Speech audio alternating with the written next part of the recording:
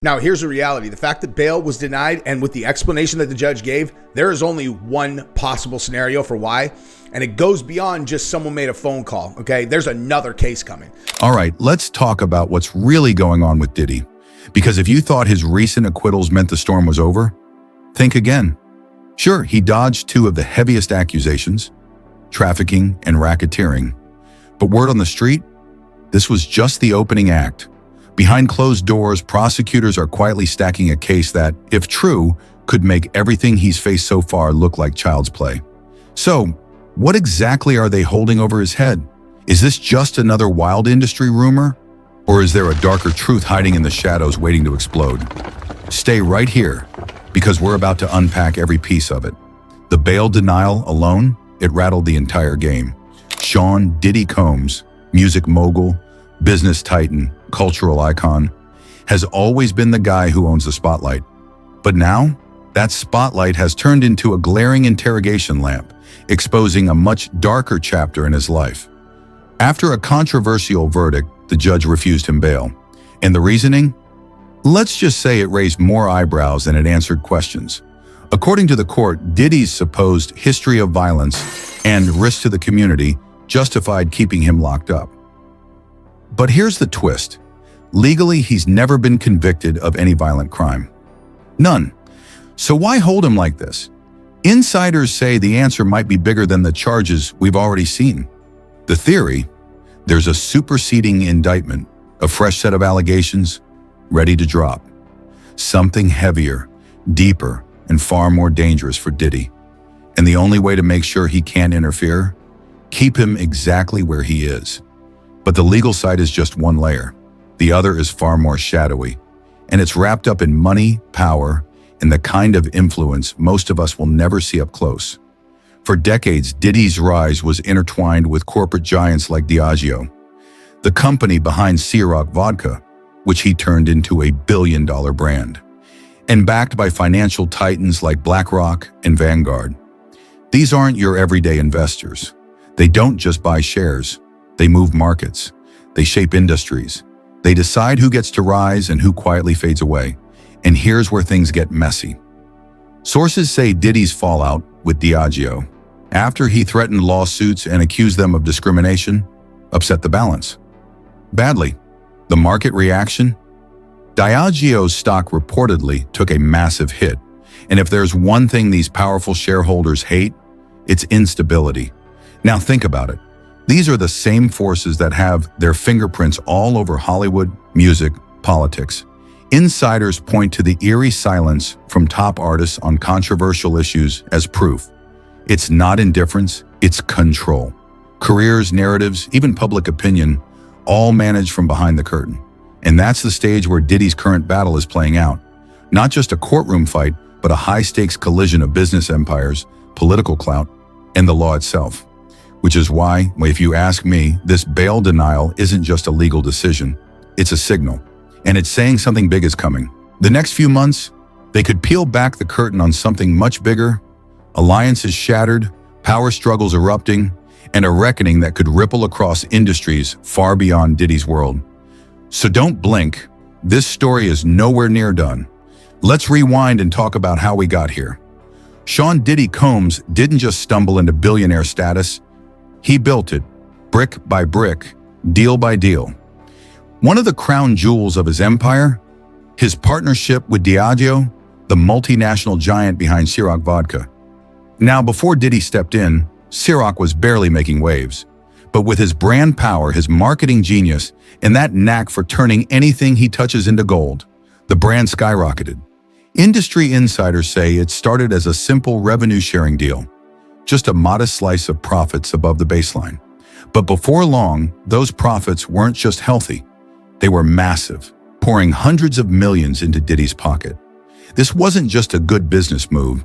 It was the kind of transformation that pushes someone into the billionaire class and cements them as a power player beyond music. But then, things turned sour. Fast.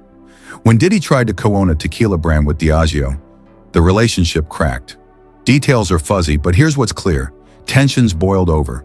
Diageo, a $100 billion company, suddenly faced hardball demands from Diddy. including a reported $100 million settlement, and allegedly he didn't stop there. Legal threats, public accusations, claims of discrimination. According to sources, that move sent shockwaves through Diagio's boardrooms and rattled the markets. The fallout? An estimated $22 billion drop in the company's value. And in a world where stability is king, that's the kind of move that makes powerful people take notice, and not in a good way. The legal battle was intense. It ended with a settlement in January 2024. But just 3 months later, Diddy's home was raided, a moment that lit up speculation like a match to gasoline. Was this just coincidence, or was something bigger in motion? Many legal experts think it's the latter. Fast forward to the present, the trial everyone's talking about. Diddy was convicted under the MAN Act for transporting individuals across state lines for illicit purposes. But he was acquitted of the heavier charges, exploitation-related allegations and racketeering under RICO. So when the judge denied him bail, it stunned everyone in the room. NBC News reporters in the courtroom described him as deflated, visibly shaken. His attorney, Mark Agnifilo, offered up strict bail conditions: a $1 million cash bond co-signed by family, restricted travel, passport surrender, drug testing, no use of his private jet sitting grounded in Maui. And still, Judge Aaron Subramanian said no. His reason? A years-long pattern of violence and ongoing risk to the community. But here's the problem. Diddy has no violent crime convictions on his record. None. So why hold him? The whispers point to one answer: a superseding indictment. A bigger, broader case in the works, with allegations that could be far more damaging than anything we've seen yet. And if that's true, keeping him locked up is strategic. It keeps him from influencing witnesses, tampering with evidence, or disrupting what's coming next. This kind of move isn't rare in high-profile cases involving powerful figures. Prosecutors often keep their cards close, holding defendants in place until they're ready to lay down their strongest hand.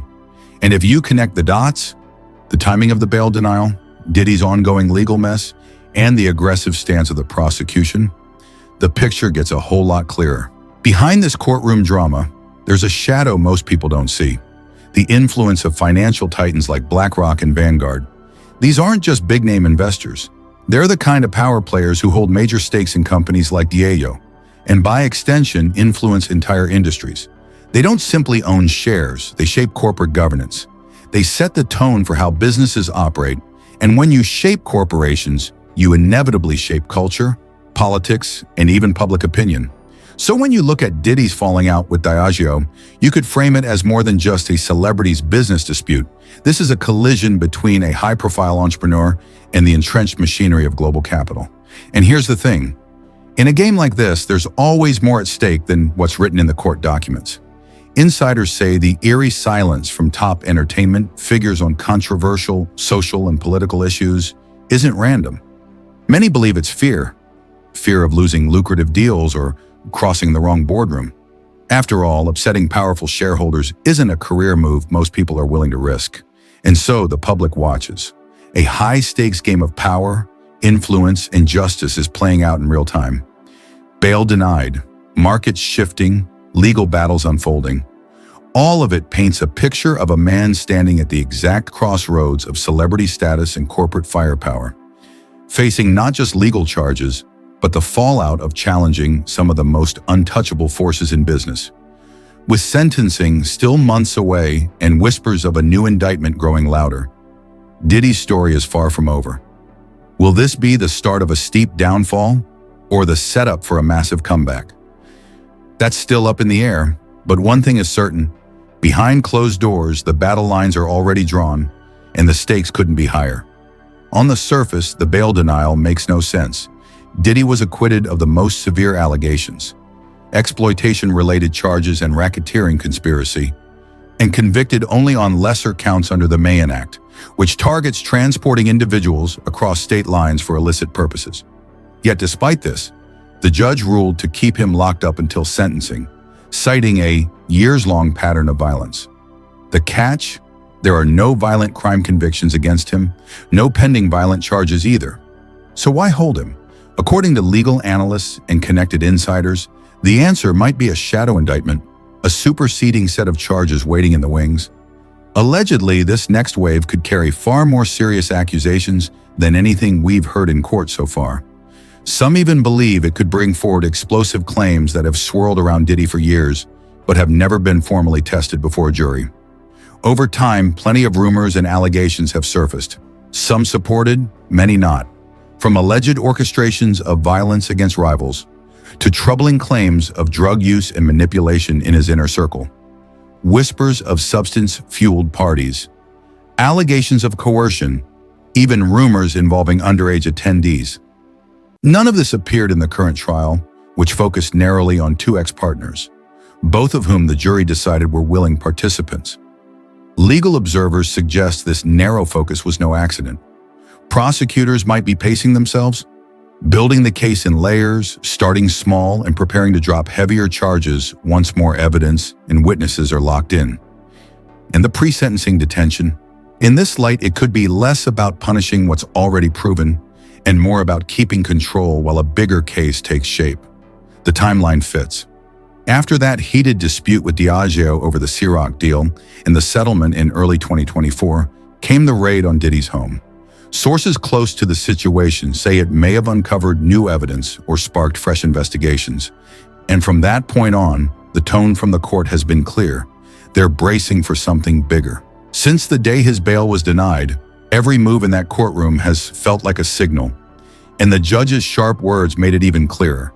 Something bigger might be on the horizon.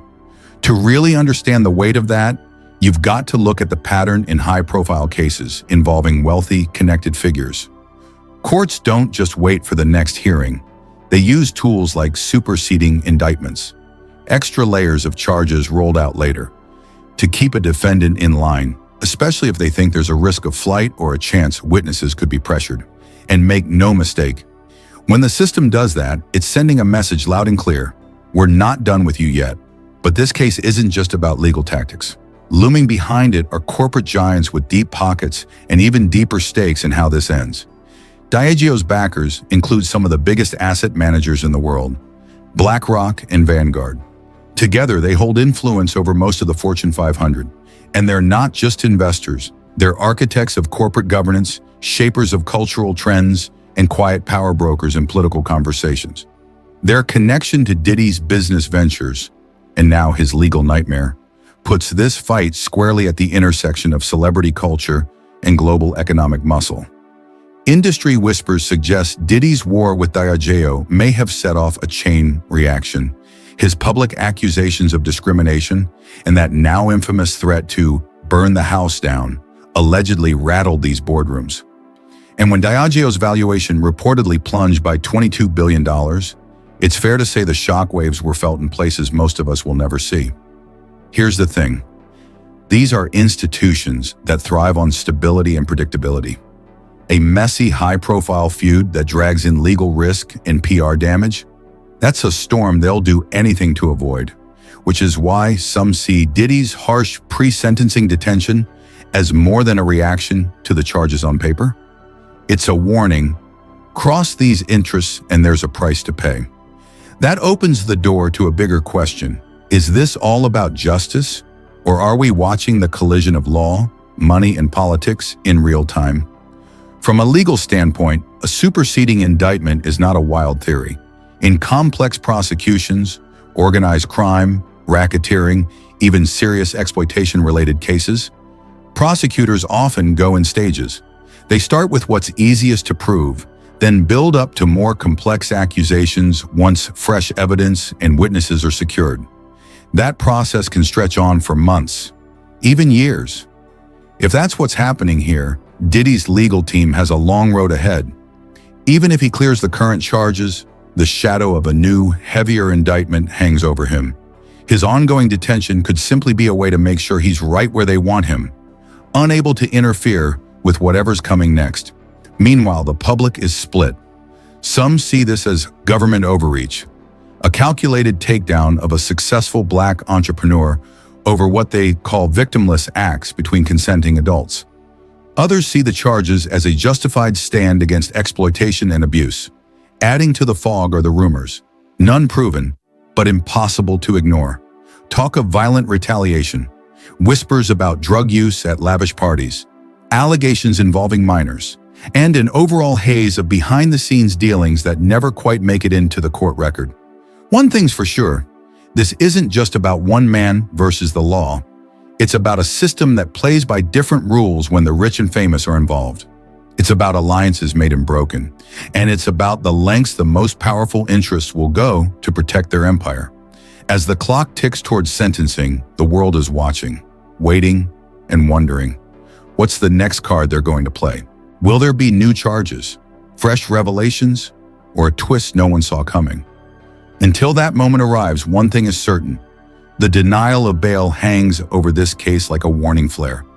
In this game, the stakes are higher than they look, and the so-called shadow case might be only just getting started. The courtroom drama surrounding Sean Diddy Combs refuses to let up. Every headline, every whisper, only fuels the speculation.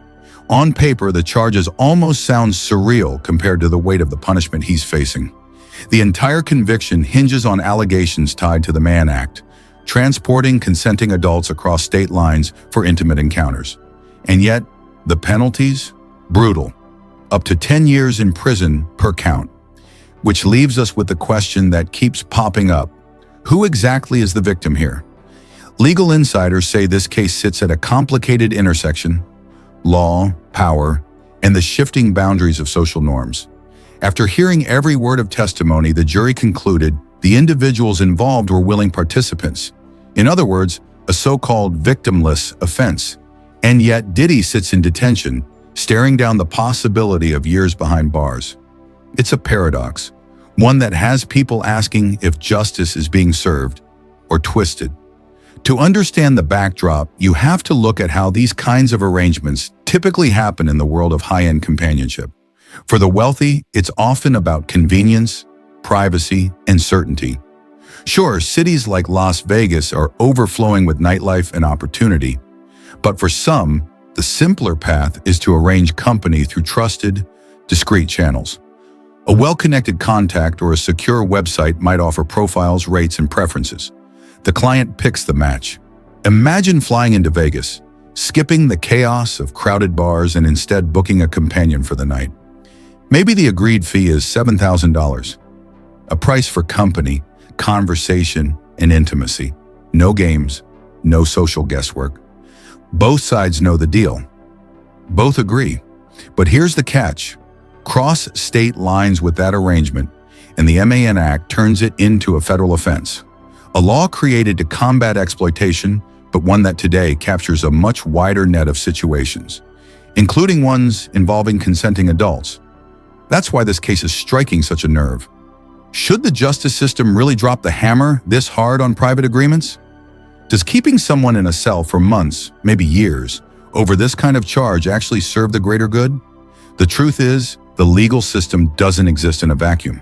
It reflects the values we, as a society, uphold. When the public demands harsh punishment, the system delivers it. When voices call for reform, the law eventually shifts. And in Diddy's case, some say his detention is about more than just the letter of the law. It's about sending a message, control, power, that even someone with global influence isn't beyond reach. Of course, the whispers don't stop there. Sources hint that prosecutors aren't finished, that more charges could be on the way, tied to allegations far more damaging than what's been presented so far. If that's true, then what we're seeing now isn't the final act. It's just the setup. Sources are already whispering. There could be more indictments coming, allegations even heavier than the ones we've seen in court. If that's true, the current charges might just be one part of a much bigger legal play, a strategy designed to keep Diddy boxed in, under a constant spotlight, with prosecutors holding all the leverage. And while the court prepares for whatever's next, the public is split right down the middle. One side says this is justice catching up to a powerful figure accused of abusing his position. The other side sees it as overreach, a harsh crackdown on consensual adult behavior, using the law in ways that don't necessarily serve the true spirit of justice. At the center of this debate sits the Mann Act, a law originally created to combat forced exploitation, now applied to a far wider range of situations, including consensual arrangements. It raises an uncomfortable question. Should someone really face decades behind bars for organizing a consensual, paid companionship? The arguments don't stop there. This case has also turned a spotlight on gender and societal double standards. Here the roles are flipped. A male defendant facing consequences that, historically, are often scrutinized more severely when women are involved. It's a reminder of how inconsistently society and the legal system treats these situations depending on who's in the hot seat. As the case moves forward, the tension will only build. Will new charges drop, pushing this story into even darker territory? Will fresh evidence change the way the public sees him? Or will this end up as a cautionary tale about how laws, in the way they're enforced, can be both complicated and inconsistent? One thing's undeniable: the punishment so far is extraordinary. Months of detention before sentencing for charges that the jury themselves acknowledged involved willing participants. For many, the idea of locking someone up for securing mutually agreed companionship feels wildly out of sync with modern views on personal freedom and adult relationships. So maybe this isn't just about Diddy, maybe it's about the bigger picture. How we balance the need to protect people from exploitation with the need to respect the autonomy of consenting adults. How we make sure laws written decades ago still make sense in the world we live in today. For now, Diddy remains behind bars, staring down a legal future that could get a lot more complicated. Whether more indictments come or not, this case has already become a lens for examining justice, privilege, and that thin, blurry line between what's legal and what's moral.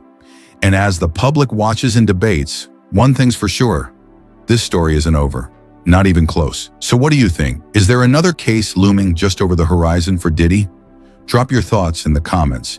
And if you've been following this saga with us, hit that like button, subscribe, and turn on the notification bell so you don't miss the next chapter.